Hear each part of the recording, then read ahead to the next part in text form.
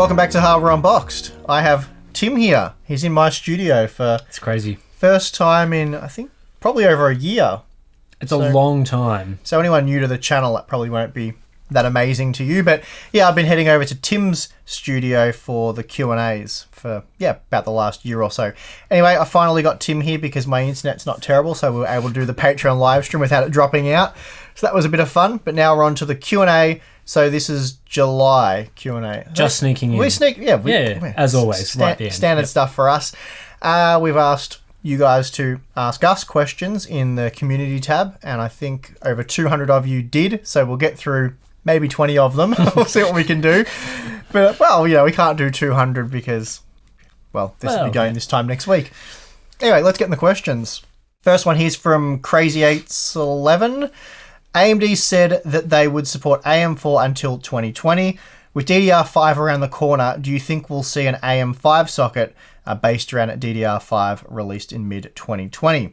Say an X670 chipset or something. I was going to hand this one over to you because I love all these speculation, guessing ones. Honestly, no idea what AMD plans to do or what they plan to do or when they'll do it, and Tim and I have just about given up trying to guess what AMD will do because they always seem to do the thing that we think will be least likely for them to do. So, we'll skip the guessing. I was going to say, I guess. I think what we know is that DDR5 will be more expensive than DDR4 because that's usually the case when a new memory standard comes in. It's kind of the early adopter tax. So you won't see... I know people are really excited about the low-cost APUs with DDR5 because it delivers more bandwidth and that makes integrated graphics the ability to make them more powerful. But I don't think we'll see that straight away. It'll likely be, what would you say, like a high-end desktop platform adoption I think first. so. Sort of like taking the DDR5 from the servers onto the high-end stuff. I think we'll start seeing not mainstream but more widespread adoption by 2022, and I think one of the projections was mainstream adoption by 2023. So it's quite some time away. I mean, AMD, they haven't said specifically which generation will be the last to be in the AM4 socket, have they? They've sort of kept that one up in the air a little bit. When first Gen Ryzen came out, there was a slide saying they're committed to this socket till at least 2020. Yeah. So, and beyond that, who knows? They might even extend that. They might think that's fine for their needs for now. So that's right. And there's no reason why they couldn't just have... we've seen it before where I think it was DDR2 and DDR3 were supported on the same Intel socket and they just transitioned that way. Who knows? I think there probably will be a socket change for DDR5, but that's 100% a guess. Don't know. I don't know what the Ryzen 4000 series what they'll support, whether it'll be DDR4, DDR5 or whatever, so we'll just have to see.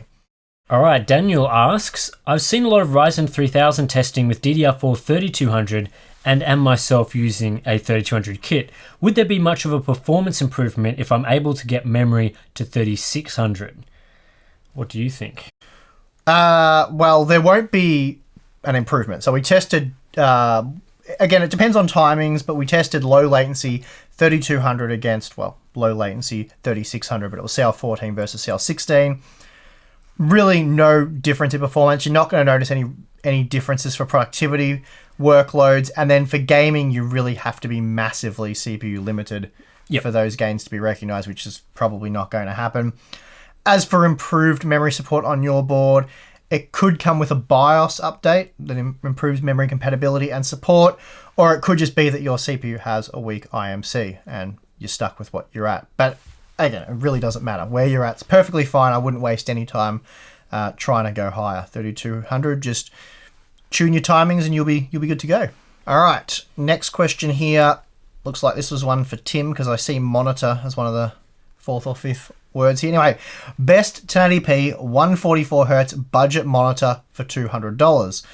And I think there's a second question here. What do you prefer playing AAA games on, such as Far Cry 5? So do you prefer 1440p 60 FPS or 1080p 144 FPS? So take it away, Tim. Well, let's answer the monitor question first. So best 1080p 144Hz budget monitor for $200. Well, luckily there's actually a lot of options you can get for $200. There's kind of two ways you can go. One way, my sort of preference way of going, is the Samsung VA panels, the curved ones, 1080p 144 Hz VA. You can definitely get those from Viotech, I think AOC, maybe a few other manufacturers for below $200 in at least 24-inch sizes. You might need to spend a little bit more for 27-inch, but that's a really good option. And then if you want to go even more on the budget end, you can get the sort of TN version. So they're a bit faster if you don't like ghosting and that sort of thing.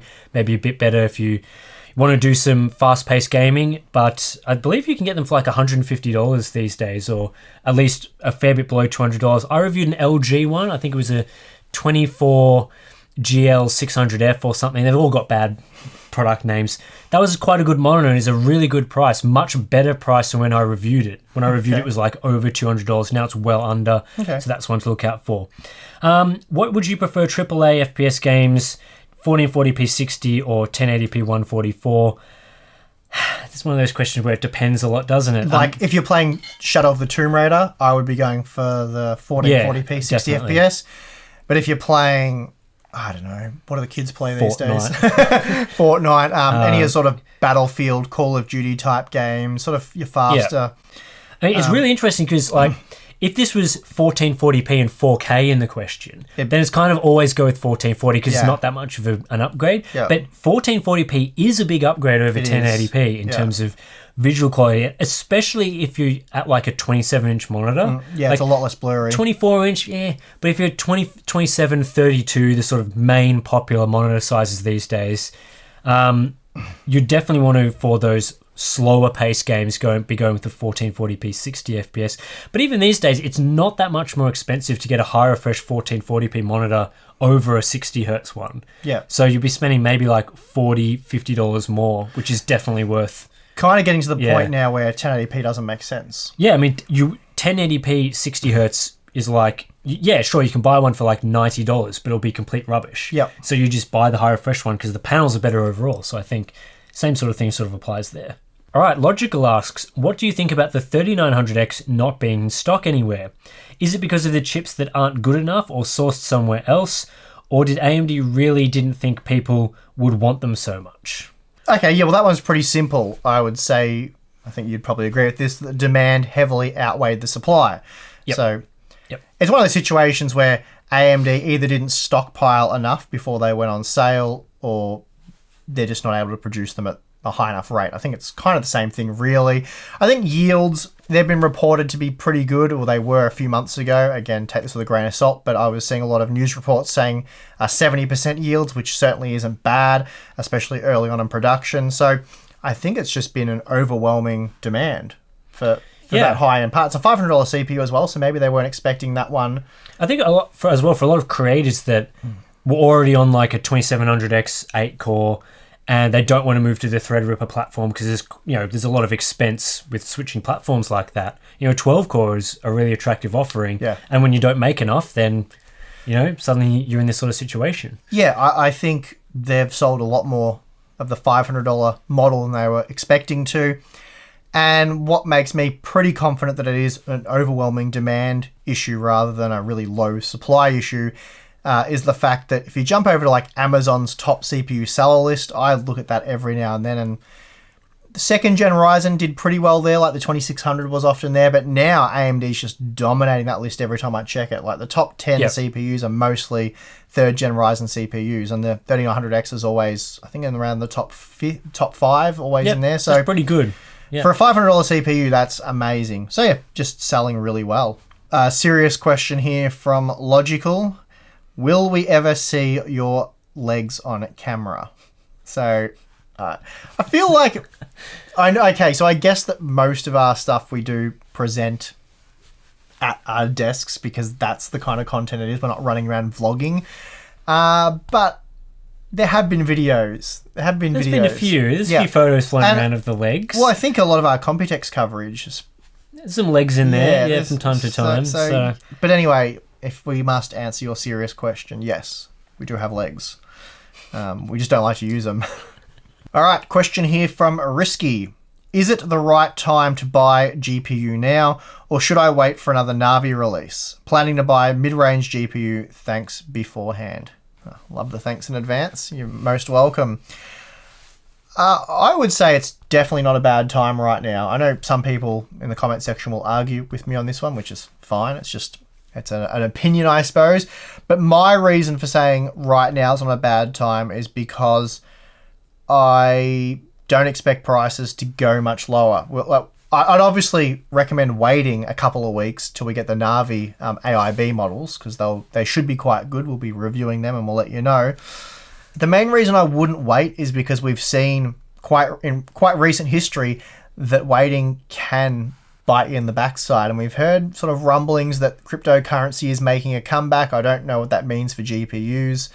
I'm not trying to scare anyone into running out and buying something. I think regardless of that sort of potential looming, that it's still a good time to go buy now. I mean, the 5700 XT for $400 is a cracking good buy. Yeah, especially in that. I mean, you say you're buying a mid-range card, so I think definitely in that market has been. People are always saying, "Oh, it's slow." A lot of releases are the same. We've seen 3 basic 1080 Ti's, but in that mid-range, it's very competitive, I think, and you get some good performance gains there. So, yeah, it's a good time to buy. I think so. Well, even if Navi didn't eventuate, I still wouldn't say it's a bad time to buy, because they may, something like your 2060 Super may not be amazing value, but what are the alternatives? I suppose you could buy a second-hand graphics card. But anyway, that's that one. We'll move on. All right, question here from Roberto. Hi, Steve. Since this is more your expertise than Tim. All right. Sit this one out, bud. Yeah, all right. Do you think the B450 Tomahawk motherboard can handle the Ryzen 7 3700X just fine?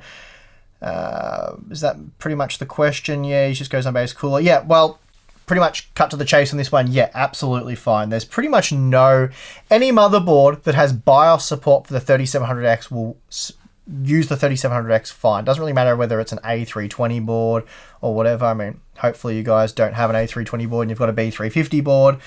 But yeah, any board that has BIOS support for a 3700X will run that CPU just fine. It's extremely power efficient, so no dramas there. I'll just skim over the rest of the question just because I was a bit lazy there. But he has a good cooler, Freezer 33 Esports. Yep, excellent job you guys are both doing. I really appreciate the efforts and Mega Benchmark. Thank you very much. Anyway, hopefully you're happy with the answer there. Okay, I'm not going to attempt pronouncing this name. Let's be honest. I'm just going to butcher it. Is this a monitor question? Sorry, I might just sit back and have an Oreo. It's actually a benchmarking question. Oh, okay. But no Oreos for you just yet. Right. Could you do a video with ultra-wide benchmarks? Not many quality benchmarks out there, and it's kind of hard to figure out what GPU is necessary and what CPU is good enough for, say, 3440 by 1440 at 120 Hertz. So I do a lot of ultra-wide gaming. I think I've mentioned many times that I have an ultra-wide monitor. I don't have a 120 Hertz one, but I use 100 Hertz. So a bit of a pleb. Actually, I have a 144 Hertz LG one I could use, but I just don't. Don't want to hear about what you could do, Tim. With the benchmarking, it would be nice to have benchmarks available for all sorts of these resolutions, but I think the reality is that resolution is kind of niche, so it's not really one of the main ones that we'd normally be testing with, which is the 16:9 aspect ratio ones.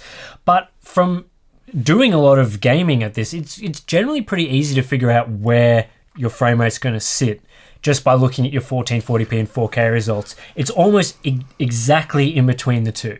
Well, to add to that, as for the CPU side of things, you're usually GPU bound. It's not going to change your CPU requirements. Like, really, you just want to look at CPU limited CPU testing to know which CPU ultimately delivers the best performance. How much difference that'll make in the real world, well, that's anyone's guess. But if you're spending $200 on option A, $200 on option B, and you want to know which one is ultimately better for gaming, you test that in a CPU bound scenario, and that will tell you. And then you'll be fine beyond that when actually gaming. As for the GPU performance, what Tim was sort of getting into a moment ago, I'd just like to add that people get a bit confused with the GPU benchmarks where we're comparing different GPUs with a gaming performance video. So it's not a guide on how many frames per second you will get. We're merely doing an apples to apples comparison with pretty high demanding settings or whatever we think is suitable for that series of products and comparing them. And it's not really the FPS difference you should focus on, it's the percentage margins, which is why we often talk in those. So if the 2070 is 10% faster, let's just throw a number out there, than the 2060, you're going to pretty well see that 10% difference across a range of resolutions and settings. There will be some wriggle room depending on, VRAM buffer and things like that. But it's not really, you don't look at, if we're getting 100 frames per second in World War Z at 1080p or whatever, don't take that as a guide that's what you'll get with that card under those quality settings. It's just that section of the game we tested, and yeah, there's other factors to consider. So we're using a 9900K, for example, as well. So you might be using, I don't know, a first gen Ryzen 5 part, which isn't going to be anywhere near a 9900K at 1080p in pretty much most games. So yeah, I think that's worth keeping in mind when you do look at those videos, that they're not performance guides, it's comparing GPUs. Yeah, I mean, if you are interested in figuring out say you're interested in buying an ultra-wide monitor, or you want to know how your GPU will handle ultra-wide, or which GPU you need to get a certain frame rate that you want to hit for ultra-wide gaming, I would always just look at your 4K results. And very then similar. You look at 4K, you go, okay, you get this in 4K. I'm going to get a little bit more performance at 3440 by 1440, because I think the difference is like 6 million versus 8 million pixels, thereabouts from memory. So you get a little bit more than the 4K results. And for 3440 by 1440 at 120 Hz, you'll definitely need a 2080 Ti. No doubt about it. All right, next question here. Can premium AIB models for the 5700 XT perform nearly as good as a standard RTX 2080? Also, have you received some already under embargo? Unfortunately, no. Don't have any samples yet, but they should only be a few weeks away at this point, I would have thought. They're not going to match the 2080. That's not going to happen. We've seen that from the liquid-cooled card that I've already done. There'll be some games where there's a bit of overlap, but I'd say across a wide spread of games, it's probably going to be plucking a number out that I think will be fairly accurate, around 15 to 20% slower. So, yeah, given they're around 40% cheaper, that does make them significantly better value. So I think the 5700 XT is a great value product. It's just not the absolute fastest product. But I think it's fair to say anything south of $700, it's the best value option. So that's that, really. All right, Steve. Some motherboard manufacturers like ASRock release BIOS updates for A320 to support Ryzen 3000. If we are really tight on budget, is getting an A320 board with Ryzen 5 3600 a good idea, since overclocking in Ryzen 3000 is basically pointless? Interesting one, that, because AMD's also said any motherboard that supports a 3rd gen Ryzen CPU will support PBO plus. Well, I don't know if they specified the Auto OC feature in Ryzen Master, but they definitely said will support PBO, which we know doesn't really do anything anyway, because you can just upgrade the cooler and that's kind of PBO anyway. So, but I've always said, and I'm going to stick to this, that the A320 chipset, almost said something that wasn't going to sound particularly... I'll have to bleep that on the YouTube, I think. I didn't quite... Anyway, I've always said the A320 chipset is pointless. And yeah, I stand by that, because I think back when they were selling them new, it was like you could get an okay B450 board for like $60, or an entry-level one rather, for $6, and then A320 boards, I think they were like $50 for the cheapest ones. It was like a $10 difference.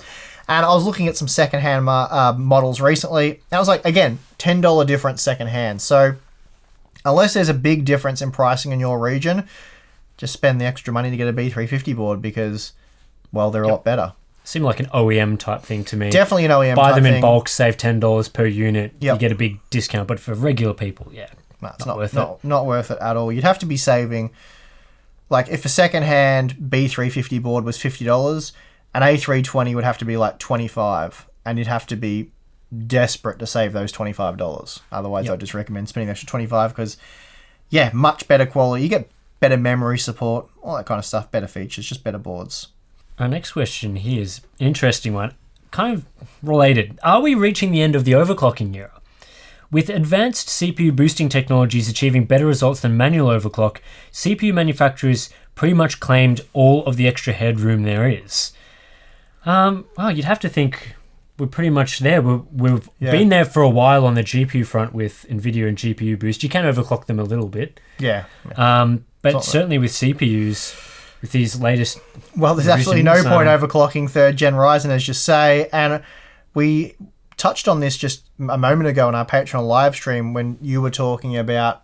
or you were speculating or just throwing out a random idea that maybe the 7nm plus process, they'll be able to clock a bit better, and what will that do for... We were talking about VRM headroom. Anyway, I get a bit sidetracked, but we were talking about them clocking a bit better, and Tim goes, maybe that'll improve overclocking headroom. I said, well, it definitely won't, because if 7nm plus, for example, they were able to get another 300 megahertz out of them, well, AMD is just going to take that 300 megahertz, and there'll be, again, no overclocking headroom. So we'll see the same situation again. So, yeah, I think overclocking's been dead. Practical overclocking. Okay, so not your Allen to extreme overclocking type guys. They were always going to have fun and do their thing, I think. But I think practical overclocking's been dead for some time. The last time... Yeah. I was going to ask you in a second, but the last time I really enjoyed, felt like I was getting a reward for my effort and sort of cheating the system a bit by getting that next tier performance, was like the Core 2 Duo days. Definitely Core 2 Duo. Okay, yep. Yeah. Yeah, that's when I had a bit of fun overclocking as well. Yeah. I mean, there's still a bit more headroom available with Intel chips in terms of what you can overclock still in like the K 5% chips. But, performance gains. And I would imagine that the next gen will take all of that because they'll need it. Because, you know, it sounds like the next generation won't be able to clock as high, and AMD's are very competitive, so I would think that there we'll see the exact same thing happen. And, you know, Intel was just recently speaking about their TDP and what's in spec behavior, what's out of spec behavior. Basically, they were just saying, yeah, running these things at the maximum boost frequency for the whole time is in spec. Manufacturers can just set whatever they want. It's kind of like AMD in terms of they just boost to whatever, you know, your VRM and cooling capabilities can do. Yeah. So yeah, it's a bit sad that it's pretty well died out. I mean, you say it's sad, but it's much better for users to get the maximum performance they can get straight out of the box. Like, to not have to overclock to get what your chip can do. It's just good to have that available straight away. Yeah, I mean, it all depends. It depends. Yeah, I don't fully disagree. I don't fully agree either. But yeah, I find it a bit sad because that's what got me into computers. My first computer, I built it. I think I've talked about it before on the channel. I bought a Intel Celeron 300A, and I bought that because you could overclock it to like 450 megahertz. It was like Pentium 2 450 performance, and it was that. And I was pretty much overclocked every computer I had, and loved doing it all the way up to the Core 2 Duo, Core 2 Quad days. And yeah, then it's been pretty uneventful since then. All right, next question here is from Good Dog. Just wanted to say thanks for all the awesome content. See you guys next time. Is that it? That's not a question. Bad Dog. Next question. Why is Ryzen 3000 idle voltage so high? My 3700X seems to be inverted from what I understand. High voltage at idle, low voltage at boost. Is this normal or a bug? I had my previous generation Ryzen manually overclocked, so I didn't have to worry about boost behavior or voltage. I see this. We've talked about this in our Patreon Discord a lot. A lot of these type of questions. I think as long as you've got the latest BIOS installed and you've got the Ryzen balanced power plan enabled, I wouldn't be too concerned. AMD said that, well, they've come out and they've addressed this on the AMD subreddit. So there's about that much reading to do, but basically it boils down to, they've said if you're monitoring with software, I don't know, they didn't actually specify, let's say hardware info, when it's pinging the processor to get the information, the processor interprets that as a workload, and then it comes out of an idle state because it thinks it's got a workload to deal with. And because it's doing that constantly, the CPU stays active, believing it has a workload that it's going to have to process. So monitoring tools create like an observer effect where you're not actually observing it in an idle state, because by observing it, you're waking it up. So they've said that's happening a lot. And I guess if that is happening, look at your voltages. And probably the best way to accurately read... voltages. Why did I say voltages? I meant temperatures. The best way to accurately read temperatures is to use Ryzen Master, I would say, because if you use something like hardware info, you may end up reading from the wrong probe, or that it can vary depending on the motherboard. So I would use Ryzen Master there. But it's kind of a tough one, because as long as the CPU isn't crashing and it's not running excessively hot and you are reading the temperature with the right bit of software, then I wouldn't be concerned about your voltages. I don't think the motherboard's going to kill your CPU or anything like that. It's hard to know if the voltages you're actually seeing and reading are accurate. So yeah, I wouldn't waste too much time worrying about that sort of thing. Just go about your business and enjoy the performance. All right, next one. Hey guys, how about testing 1900K versus 3900X with 5700 XT? Also, what are your views/thoughts on the recent change in user benchmarks CPU bench methodology? All right, well, the first one, I'll answer that because that's probably directed at the testing I have to do. I should make Tim do a 30-game benchmark. Yes, I definitely plan on doing probably with the 9900K and 3900X with a Radeon GPU. Don't know if it'll be the 5700 XT or the Radeon 7. I know the Radeon 7 is probably a less relevant GPU at this point. Well, it definitely is, but it's also a bit faster across the board. So I don't know. Let me know in the comments below whether you want to see that comparison made with the 5700 XT or the Radeon 7. All Blue asks, what is the best budget motherboard for the Ryzen 3000 series, 3600, 3700X mainly? It's the MSI B450 Tomahawk, isn't it? That's our usual go-to one. Yeah, look, I do like the MSI B450 Tomahawk. It was one of the best performing B450 boards in my VRM thermal testing. It's got a good feature set. It's a good quality board. Has some nice features such as BIOS flashback and that. And yeah, we're not MSI shills or anything like that. Yes, they did sponsor our Computex coverage, but we like all the motherboard manufacturers equally. And the Tomahawk's a good board. I know there's a lot of people complaining they're having issues with it. I've had no such issues with mine. I flashed the beta BIOS. I've tried all the 3rd Gen Ryzen CPUs, not a single problem.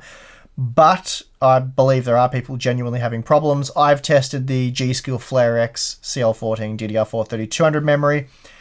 Because it's a beta BIOS, they're limited on capacity. Maybe there hasn't been as much memory QVL testing. Not sure if it's memory compatibility issues people are having, or I'm not sure it's just if it's issues people are having because they're people and they're doing silly things like they're upgrading their old Haswell-based Intel system and taking their SSD out of that and putting it in the Ryzen system and expecting it just to work without a fresh install. That can cause problems. I don't know. Not sure there. Not quite sure what's going on there, but what I do know is MSI will have a max lineup of motherboards soon. It's just released, actually. Is it? Yeah. I asked them for confirmation, and they got back to me this morning saying it should be confirmed tomorrow. Oh, I'm pretty sure I saw a press release about it. How long ago? I'm pretty sure I put it in News Corner, actually, on Friday. Okay. Yeah. That's embarrassing. Yeah, well, whatever. Well, so they're actually... But they're not out and available yet, are they? Well, apparently. Breaking news, they're out and available right now. Well, I'm pretty sure that the press release said that they're now available, so... Okay, I haven't... Well, if they're available, go jump over to Newegg right now or Amazon or your favourite online retailer and see if they're there. If not, MSI told me that Monday there'll be some more news about that. So, All right. I'm just going to quickly check on my phone right now. Okay, so we just had a quick look on our phones and Tim and I can't track them down. So, yeah, what do you think's going on, Tim? Well, they said they're available. It's an available, not available situation? Yep, pretty much. Okay. Yep. We'll have to clarify that later. I'll put something in the comments if we learn any more information, but I think they're coming very soon.